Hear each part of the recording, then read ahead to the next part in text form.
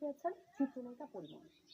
ঢাকার judicial magistrate Mohammad Junaid আদালতে ১,০০০ টাকার বন্ডে জামিন দেয় ঢাকাই চলচ্চিত্রের আলোচিত এই নায়িকাকে। জামিনের পর ন্যায় বিচার পাবেন বলে আশা করেন পরিমণি।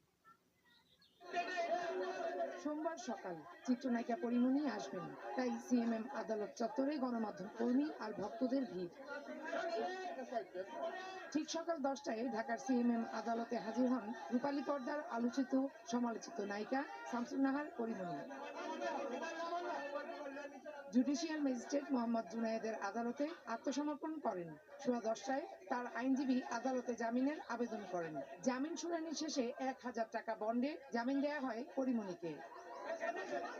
হাসি মুখে আদালতে প্রবেশ করেন পরিমণি। হাসি মুখেই বেরিয়ে কথা বলেন গণমাধ্যমে।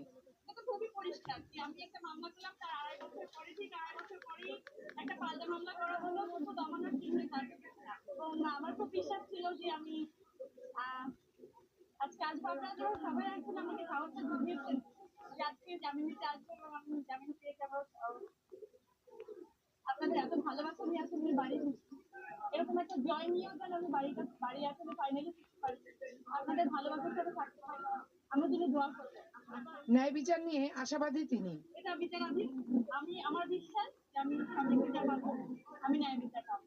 আমি সত্যি আশা হারাতে চাই না। আমার একদম বিশ্বাস নেই, থাকতে চাইতে শেষ পর্যন্ত সত্যের জয় হোক। রবিবার একই আদালত পরিমণি ও তার কস্টিউম ডিজাইনার জুনায়েদ বগদাদি জিমির বিচার শুরু হলে গ্রেফতারি পরোয়ানা জারি করা হয়। Farhana Juthi, DBC news, Dhaka.